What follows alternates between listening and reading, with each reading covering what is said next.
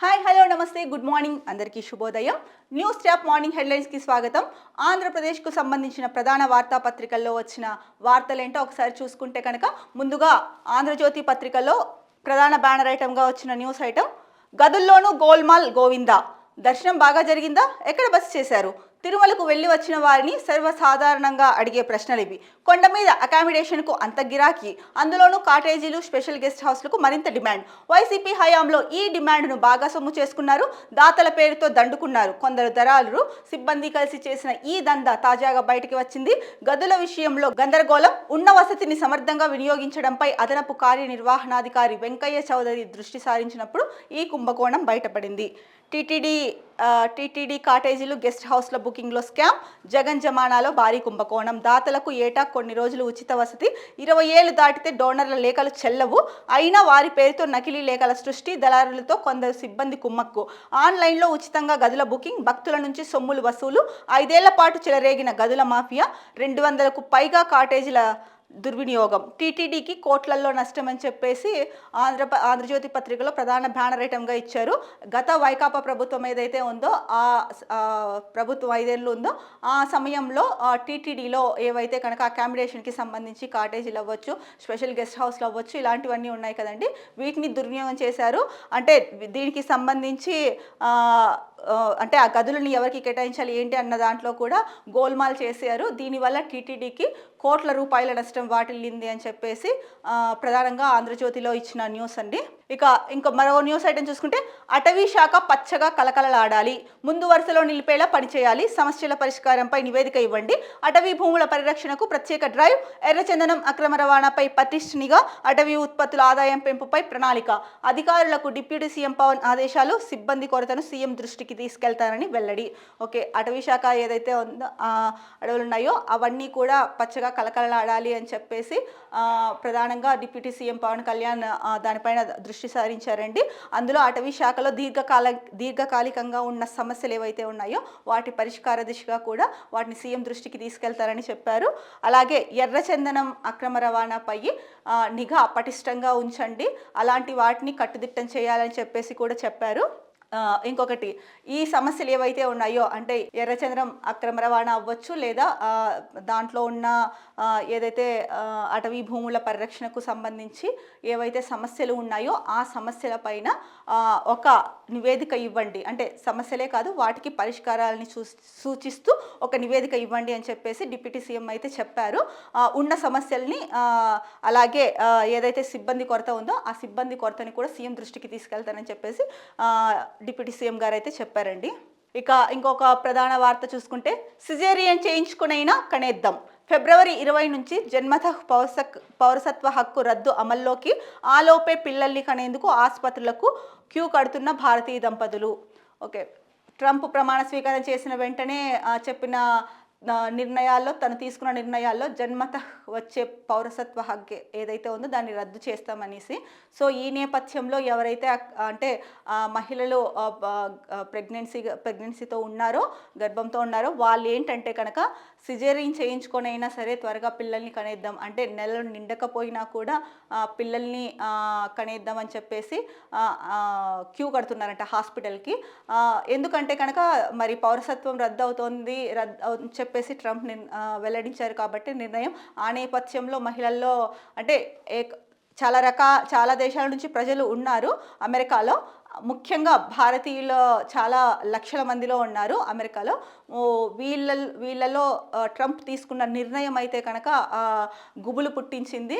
So ఈ నేపథ్యంలోనే ఎవరైతే ప్రెగ్నెన్సీతో ఉన్నారో ఆ ఉమెన్, సో మంత్స్ కాకపోయినా కూడా దగ్గరలో డెలివరీ డేట్ ఇంకా ఉంది, సమయం ఇంకొంత ఉంది అన్నప్పటికీ కూడా సిజేరియన్ చేయించుకొనైనా సరే డెలివరీకి సిద్ధమవుతున్నారంట, ఆసుపత్రులకి క్యూ కడుతున్నారంట దంపతులు. బట్ ఇలా చేయడం వల్ల ఇప్పుడు ఏమండి, అమెరికా పౌరసత్వం రాలేదే అనుకోండి, సరే భారతదేశం మాతృభూమి ఉంది, అక్కడైనా ఉండొచ్చు. ఎందుకంటే మీరు కొంతమంది ఏళ్ల తరబడి వెళ్ళి అమెరికాలో సెటిల్ అయిన వాళ్ళు ఉండొచ్చు. ఈ నేపథ్యంలో మీరు ఇలాంటి, అంటే ట్రంప్ చెప్పారని చెప్పేసి మీ ఆరోగ్యాన్ని పాడు చేసుకోవడమే కాకుండా పుట్టబోయే బిడ్డల ఆరోగ్యాన్ని మీరు పాడు చేస్తున్న వాళ్ళు అవుతారు. ఎందుకంటే కనుక నెలలు నిండక ముందే పిల్లలు పుట్టడం వల్ల వారిలో శారీరకంగానే కాదు మానసికంగా కూడా చాలా లోపాలు అనారోగ్య సమస్యలు వచ్చే అవకాశం ఉంది. ఇది మీకు తెలియందేమీ కాదు, మీకు తెలిసినదే.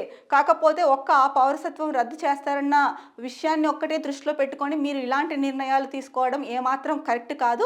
ఎందుకంటే మీరంతా మంచిగా చదువుకున్న వాళ్ళు, వెల్ నాలెడ్జ్ పీపుల్, అంటే దంపతులు ఎవరైతే ఉంటారో అమెరికాలో ఉన్న వాళ్ళు, ఇండియా నుంచి వెళ్ళిన వాళ్ళందరూ వెల్ నాలెడ్జ్ పీపులే. బట్ మీరు ఈ విషయంలో ఎందుకు ఇంత తొందరపడి ఇలాంటి డెసిషన్స్ తీసుకుంటున్నారు? ఇప్పుడు పిల్లలు ఆరోగ్యంగా ఉంటేనే కదండి భవిష్యత్తు బాగుంటుంది, అలాగే రాష్ట్ర అభివృద్ధి కానీ దేశాభివృద్ధి కానీ జరిగేది. ఇప్పుడు మీరు సరే పౌరసత్వం రద్దు అవుతుందని చెప్పేసి సిజేరియన్లు చేయించుకుంటున్నారు మంత్స్ గడవక ముందే. పిల్లలకి రేపొద్దున అనారోగ్య సమస్యలు వస్తే మీరే కదా బాధపడేది. జీవితాంతం బాధపడాల్సింది ఎవరు? తల్లిదండ్రులే. వాళ్ళకి అంటే శారీరక లోపం ఉన్నా మానసిక లోపం ఉన్నా ఏదున్నా కూడా బాధపడాల్సింది పేరెంట్సే. కాబట్టి ఇలాంటి వాటి జోలికి వెళ్ళకండి. ఎందుకంటే కనుక అదొక్కటే జీవితం కాదు. అంటే అమెరికాలో ఉంటేనే జీవితమా? కాదు కదా. కాబట్టి ఇలాంటివి వదిలేసి ఫస్ట్ ఆరోగ్యం మీద దృష్టి కేంద్రీకరించండి. ఆరోగ్యం ఉంటే ఏదైనా సాధించగలగవచ్చు, ఎక్కడైనా ఉండొచ్చు, ఎక్కడైనా సెటిల్ అవ్వచ్చు, ఎక్కడైనా మంచి పేరు తెచ్చుకోవచ్చు. కాబట్టి మీరు ఆ పౌరసత్వం గురించి అన్నది ఆలోచనని పక్కన పెట్టేసి ముఖ్యంగా ప్రెగ్నెన్సీ ఉమెన్ ఎవరైతే ఉన్నారో వాళ్ళు ఇలా తొందరపాటు నిర్ణయాలు తీసుకోకుండా ఆచితూచి వ్యవహరించి మీ ఆరోగ్యం, మీ పిల్లల ఆరోగ్యం, వారి భవిష్యత్తుని దృష్టిలో పెట్టుకొని నిర్ణయాలు తీసుకోండి. ఇక మరో వార్తాపత్రిక చూసుకుంటే సాక్షిలో వచ్చిన ప్రధాన వార్తాంశాలు ఏంటో ఒకసారి, అంటే ఫ్రంట్ పేజీలో వచ్చిన వార్తాంశాలు ఏంటో ఒకసారి చూసుకుంటే కనుక, దారి ఖర్చులు దండగా, ₹1 ఒప్పందాలు లేకుండానే ఒట్టి చేతులతో వెనక్కి, చంద్రబాబు బృందం దావోస్ పర్యటన దారుణంగా విఫలం, రెడ్ బుక్ రాజ్యాంగంతో ఏపీలో పెట్టుబడులకు పారిశ్రామికవేత్తల విముఖత, ఎంఓయూలకు ఏ ఒక్కరూ ముందుకు రాని వైనం, ప్రసంగాలు ప్రెస్ మీట్లు, స్వీయ గొప్పలకే బాబు పరిమితం, మహారాష్ట్రకు 16 లక్షల కోట్లకు పైగా పెట్టుబడుల వరద, 2022లో దావోస్లో 1,26,000 కోట్లతో వైఎస్ జగన్ పెట్టుబడులు ఒప్పందాలు. దాదాపు 6 నెలల ముందే దావోస్ పర్యటనపై హడావిడి, విమానం దిగక ముందే జాతీయ మీడియాలో పబ్లిసిటీ, వరుస భేటీలు, తన పుట్టినరోజును కూడా పట్టించుకోకుండా ఎముకలు కొరికే చలిలో చిన్నబాబు పాదయాత్ర, అప్పుడు ఐటీ ఇప్పుడు ఏఐ, బిల్గేట్స్తో బాబు ఫోటోలంటూ ప్రచారం. ఇవన్నీ చూస్తే సీఎం చంద్రబాబు బృందం విదేశాల నుంచి లక్షల కోట్ల పెట్టుబడులు రప్పించుకుంటుందనుకున్నారు. కనీసం కీలక ఒప్పందాలైనా కుదరాయనుకుంటారు. కానీ దావోస్ పర్యటనకు 80 కోట్లకు పైగా ప్రజాధనాన్ని వెచ్చించిన సీఎం చంద్రబాబు ₹1 ఒప్పందాలు తేకుండానే ఒట్టి చేతులతో వెనక్కి తిరిగి వచ్చేశారు. అలాగే పారిశ్రామికవేత్తలను మెప్పించలేకపోయారని చెప్పేసి సాక్షిలో ప్రధానంగా బ్యానర్ ఐటమ్ ఇచ్చారండి. నిజంగా ఒక రకంగా ఇది విఫలం చెందారనే చెప్పాలి ఆంధ్రప్రదేశ్ రాష్ట్ర ప్రభుత్వం. ఎందుకంటే చంద్రబాబు నాయుడు గారు అపార మేధాశక్తి ఉన్న వ్యక్తి, సీఎంగా చాలా అనుభవం ఉన్న వ్యక్తి. ఇలాంటి పర్యటనలకి కానీ అలాగే విదేశీ పర్యటనలకి వెళ్ళి వాళ్ళతో మాట్లాడి ప్రాజెక్ట్స్ తీసుకురావడం కానీ పెట్టుబడులు పెట్టించడం కానీ, ఆయన ఇదివరకు ముఖ్యమంత్రిగా ఉన్న సమయాల్లో చాలాసార్లు విదేశాలకు వెళ్ళారు. ఎక్కడ ఎవరితో ఎలా మాట్లాడాలి, ఎలా ఒప్పించాలి అన్న మంచి తెలివైన నాయకుడు సీఎం చంద్రబాబు నాయుడు గారు. కానీ దావోస్ సదస్సులో మాత్రం ఘోరంగా విఫలం చెందారనే చెప్పొచ్చు. కాకపోతే ఇక్కడ ఒక అంశాన్ని మనం పరిగణలోకి తీసుకోవాలి. ఏంటంటే ఆంధ్రప్రదేశ్కు సరైన ముఖ్యంగా ప్రధానమైనది రాజధాని లేదు. అది ఒక మైనస్ పాయింట్ అండి. ఆంధ్రప్రదేశ్కు రాజధాని లేదు. ఇంకొకటి ఏంటంటే కనుక పాలిటిక్స్. గత ప్రభుత్వం ఇలా చేసింది, మేము ఇలా చేస్తాం. సో ఈ ప్రభుత్వం ఇలా చేస్తోంది, తర్వాత ఏ ప్రభుత్వం వస్తుందో మనకు తెలియదు. వాళ్ళు అంటే పోటాపోటీ. ఎగ్జాంపుల్ తీసుకుంటే గతంలో వైకాపా ప్రభుత్వం ఉంది, అంతకుముందు టీడీపీ ప్రభుత్వం ఉంది. టీడీపీ ప్రభుత్వం చేసింది కరెక్ట్గా, కొన్ని విషయాల్లో కరెక్ట్గా లేదు, అది చేసింది అని చెప్పేసి వైకాపా వృద్ధి చెల్లడం. తర్వాత వైకాపా దిగిపోయి ఇప్పుడు కూటమి ప్రభుత్వం అధికారంలోకి వచ్చిన తర్వాత వైకాపా అది చేసింది దీనివల్ల నష్టమే కానీ లాభం లేదని చెప్పేసి ఇప్పుడున్న కూటమి ప్రభుత్వం బురద చెల్లడం. దీనికి ఇచ్చినంత ప్రయారిటీ, దీనికి ఇచ్చినంత ఇంపార్టెన్స్ పెట్టుబడుల్ని తీసుకురావడంలో చూపించలేదు అన్నది కూడా సాక్షి వార్తా కథనం ద్వారా తెలుస్తోంది. కాకపోతే ఆంధ్రప్రదేశ్కి ఉన్న మైనస్ పాయింట్స్లో ముఖ్యంగా రాజధాని, ఇంకొకటి ఏంటంటే 3 రాజధానులు అని చెప్పేసి గత ప్రభుత్వం చెప్పింది. విశాఖని ఆర్థిక రాజధానిగా చేయాలి. అలాగే ఇంకా కర్నూలు, విజయవాడ ఈ 2 కూడా రాజధానులుగా ఉంటాయి అని చెప్పేసి. సో ఈ నేపథ్యంలో ఒక కన్ఫ్యూషన్ అయితే నెలకొంది. అయితే అయిపోయింది. గత ప్రభుత్వం దిగిపోయింది. తర్వాత కూటమి ప్రభుత్వం వచ్చింది. 7 నెలలు గడిచిపోయాయి. అమరావతినే రాజధాని అని చెప్పేసి దానికి ఏర్పాట్లు చేస్తున్నారు. అంటే చర్యలు తీసుకున్నారు రాజధాని ఏర్పాటు చేయడానికి. దాని మీద ముందుకెళ్తున్నారు. బట్ మరి ఎందుకు అక్కడ ఒప్పించలేకపోయారు? కనీసం ఒక 100 కోట్లైనా సరే తీసుకొచ్చారా? 100 కోట్లు కూడా తీసుకురాలేకపోయారు. సరే నెగిటివ్ పాయింట్స్ ఉన్నాయి, అందుకని పారిశ్రామికవేత్తల్లో విముఖత చూపించారేమో. బట్ మీ మేధాశక్తితో కానీ అంటే మీరే చెప్పారు సంపద సృష్టిస్తేనే ఏవైతే పథకాలు చెప్పామో అవన్నీ అమలవుతాయి. అలాగే ప్రభుత్వం మేమిచ్చిన హామీ ప్రకారం 20 లక్షల ఉద్యోగాలు ఇస్తాము అని చెప్పారు. మరి సంపద సృష్టించడానికి ఇలాంటి వేదికలు, ఇలాంటి సదస్సులే మంచి వేదికలు. మరి ఇలాంటి సదస్సులో కూడా ₹1 కూడా రాష్ట్రానికి పెట్టుబడి తీసుకురాకపోవడం నిజంగా రాష్ట్ర ప్రభుత్వ వైఫల్యం అనే చెప్పాలి. అంటే ఇంటర్నల్గా ఎన్నో సమస్యలు ఉంటాయి. అవన్నీ పక్కన పెడితే కనుక కనీసం ఒక్క సంస్థతో ఒక్క ఒప్పందం కుదరలేదు. 100 కోట్ల రూపాయల పెట్టుబడి కూడా రాలేదు. మరి ఇదే సమస్య గతంలోనూ కూడా ఉంది కదా. అంటే ఆంధ్రప్రదేశ్కి సరైన రాజధాని లేదు, అలాగే ప్రాబ్లమ్స్ ఉన్నాయి. ఇలాంటిది అంటే వైకాపా ప్రభుత్వంలో కూడా ఉండింది. బట్ 2022 దావోస్ సదస్సులో మాత్రం 1,22,000 కోట్ల పెట్టుబడులు అయితే తీసుకొచ్చారు మరి అప్పుడు. సో అప్పుడు కూడా సేమ్ సిచ్యువేషన్ ఉంది, ఇప్పుడు సేమ్ సిచ్యువేషన్ ఉంది. మరి ఎందుకు ఇప్పుడు తీసుకురాలేకపోయారు? మరి అప్పుడు 1,22,000 కోట్ల పెట్టుబడులు వచ్చాయి కదా అన్నది సాక్షి ప్రధానంగా రాసింది. మరి దీనిపైన చంద్రబాబు నాయుడు అంటే తన ఇమేజ్ని పెంచుకోవడము, లేదంటే ఎంతసేపు ప్రెస్ మీట్లో మాట్లాడుకోవడము, ఇదంతా ప్రెస్ మీట్లకి అక్కడ అటెండ్ అయ్యి మాట్లాడడము, పారిశ్రామికవేత్తల్ని కలవడము, వాళ్ళకి రాష్ట్రం గురించి చెప్పడము, ఇవి చేశారు. కాకపోతే తనేమంటున్నారు సీఎం చంద్రబాబు నాయుడు, ఏపీని బ్రాండ్గా మేము ప్రచారం చేస్తున్నాము. అంటే ఏపీ బ్రాండ్ అనేది అందరిలో అంటే వాళ్ళ మైండ్లలో నాటుకుపోయేలాగా చేస్తున్నాము. తద్వారా రాష్ట్రానికి పెట్టుబడులు తీసుకురావడానికి అవకాశం ఉంటుంది. సో మేము ఏపీ బ్రాండ్ అన్న నినాదంతోనే, ఆ లక్ష్యంతోనే దావోస్ సదస్సులో ముఖ్యంగా ఆ నినాదాన్ని ప్రచారం చేసి దాన్ని ఇది చేయడం కోసమే వెళ్ళాము అన్నట్టు చంద్రబాబు నాయుడు వర్షన్. బట్ మీరు ఏ నినాదంతో వెళ్ళినప్పటికీ బ్రాండ్ ఏపీ ఒకటే కాదు కదా. బ్రాండ్ ఏపీ ఎప్పుడవుతుంది? బ్రాండ్ ఏపీ అన్ని రకాలుగా అభివృద్ధి చెందినప్పుడే రాష్ట్రం బ్రాండ్ ఏపీ అవుతుంది. మరి మీరు చేసింది ఏంటి?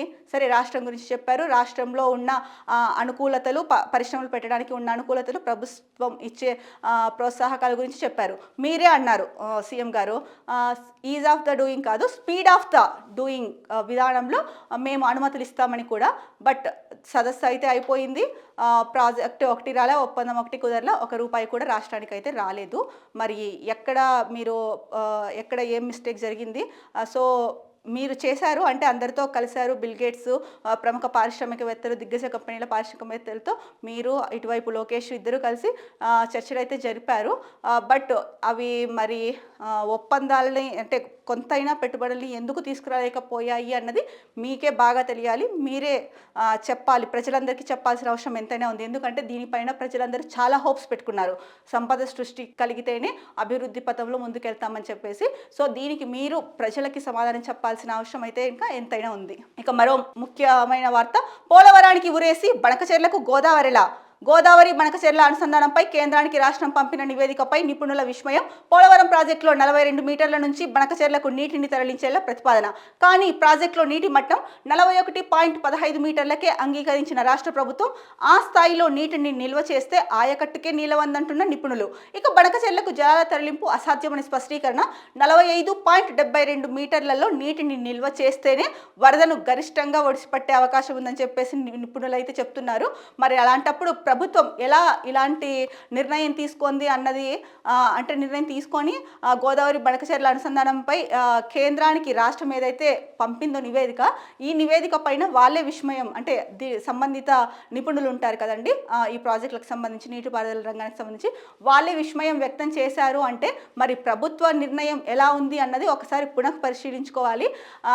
అదే మనం ఎప్పుడు చెప్పుకుంటున్నది ఒకటే, గత ప్రభుత్వం ఇలా చేసింది, మనం దాన్ని ఎందుకు ముందుకు తీసుకెళ్ళాలి, మనం ఇలా చేద్దాం, లేదా ఇంకొక ప్రభుత్వం వాళ్ళు అలా చేశారు మనం ఇలా చేయాలి, ఇలాంటివి కాదండి. ఇలాంటివి పక్కన పెట్టి ప్రజలకు ఉపయోగపడి రాష్ట్రాభివృద్ధికి ఉపయోగపడే వాటిపైన ఫోకస్ చేయాలి.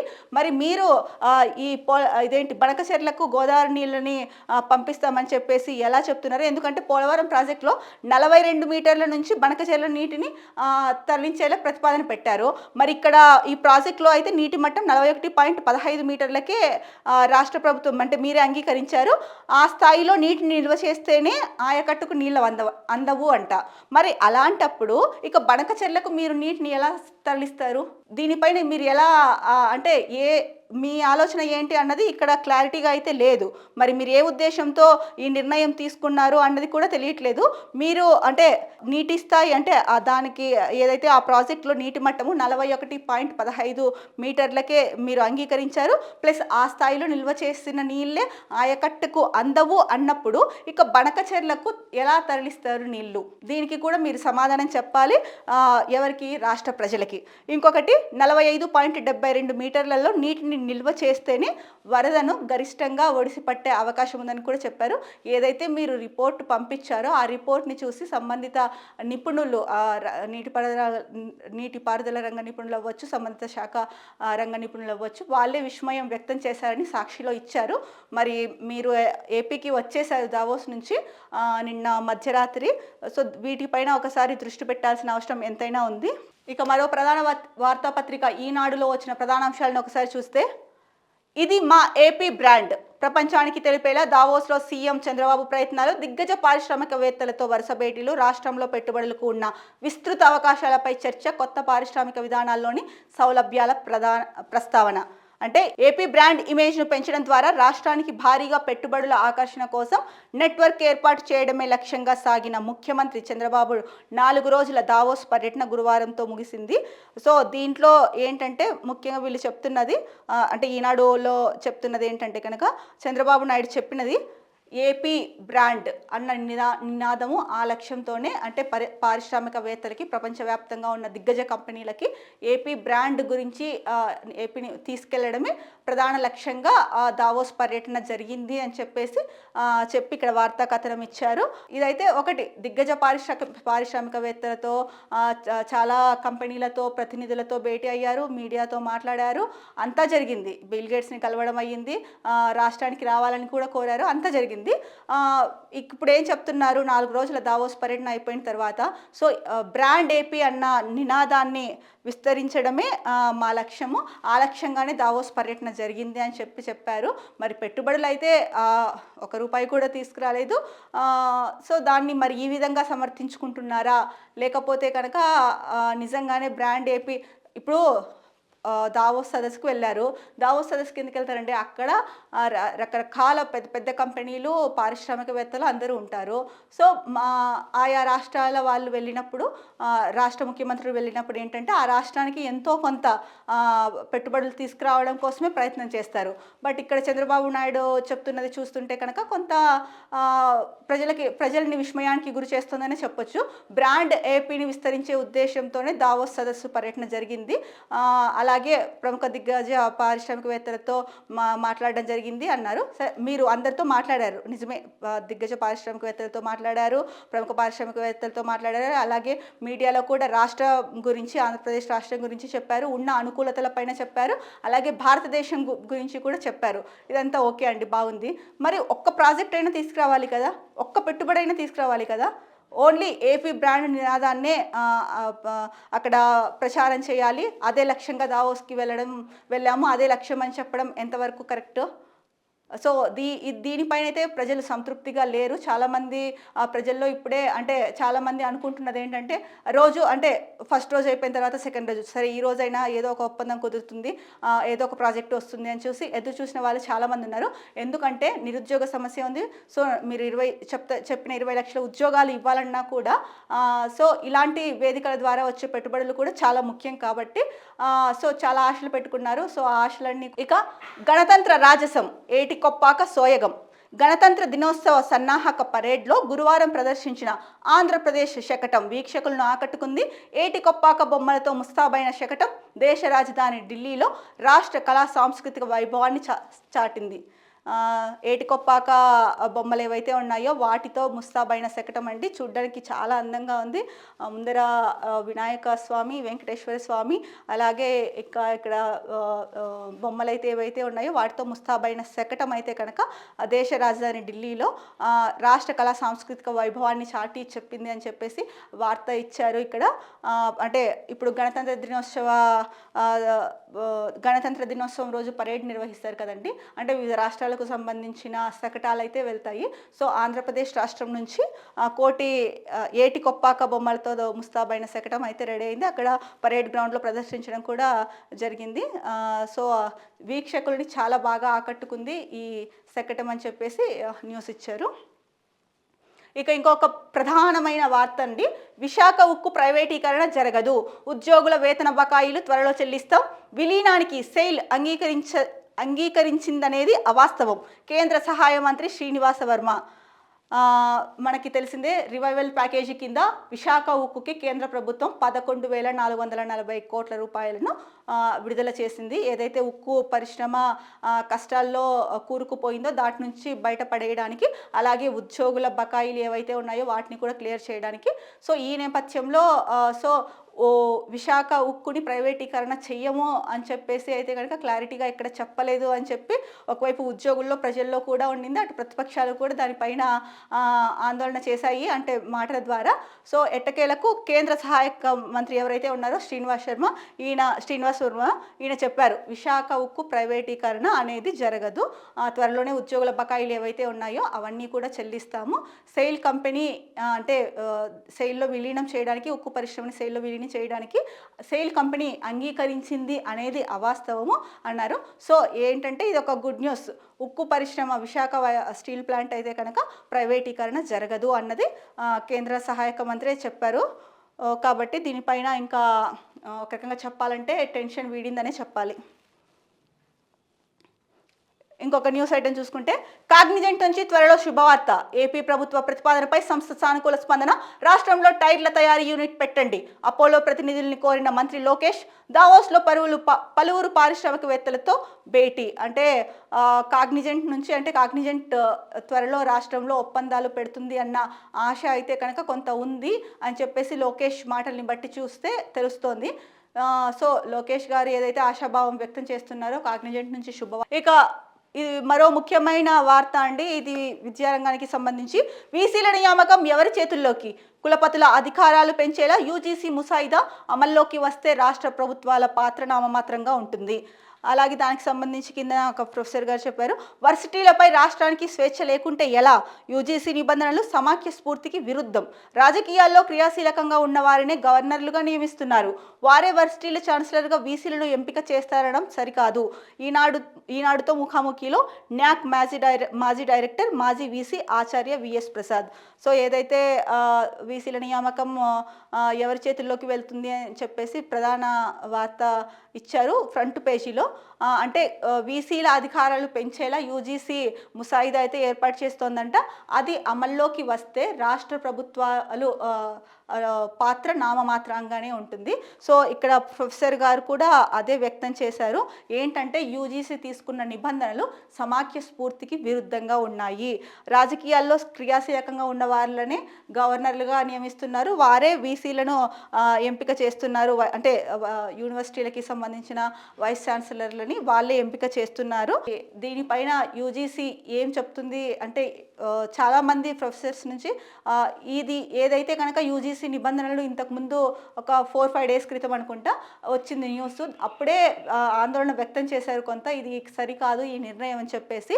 మరి ఇప్పుడైతే మరి ఆ న్యూస్ ఇచ్చారు ప్రధాన అంశంగా ఈనాడులో.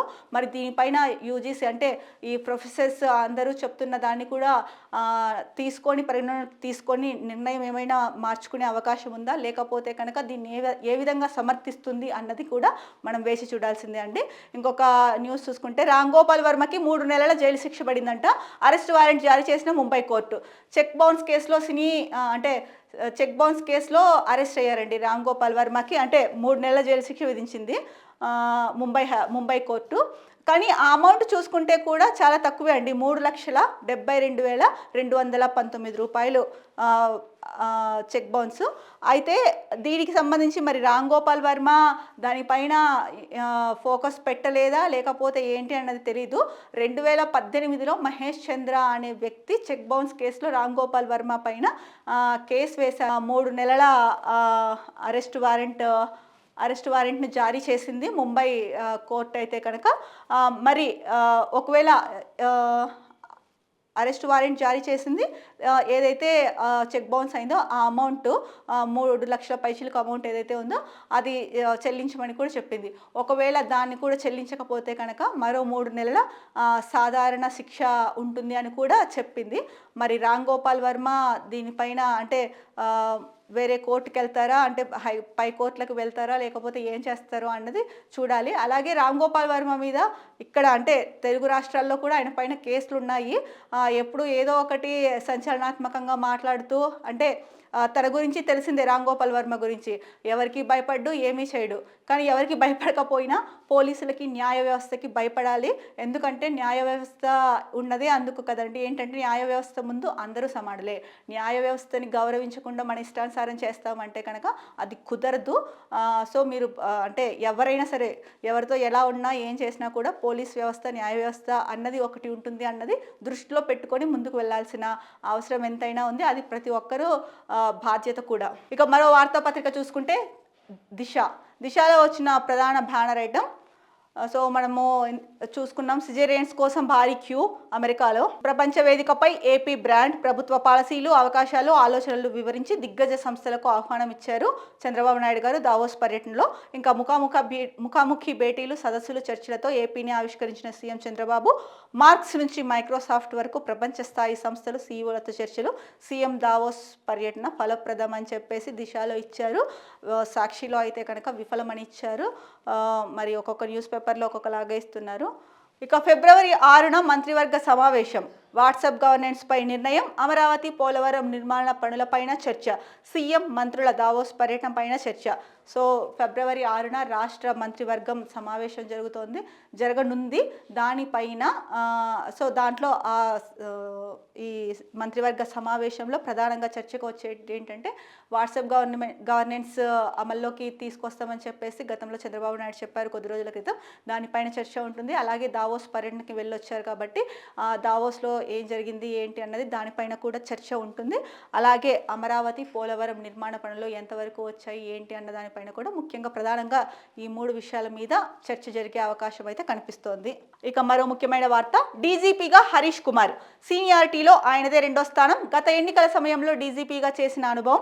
హరీష్ వైపే మొగ్గు చూపుతున్న సీఎం చంద్రబాబు. ఈ నెలాఖరుతో ముగియనున్న ప్రస్తుత డీజీపీ పదవీ కాలం. అయితే ఇప్పుడు ప్రస్తుతం ఎవరైతే డీజీపీ ద్వారకా తిరుమలారావు ఉన్నారో ఆయన రిటైర్మెంట్ గడువు దగ్గరకి పడుతుండడంతో కొత్త డీజీపీ హరీష్ కుమార్ గారిని అనుకుంటున్నారు.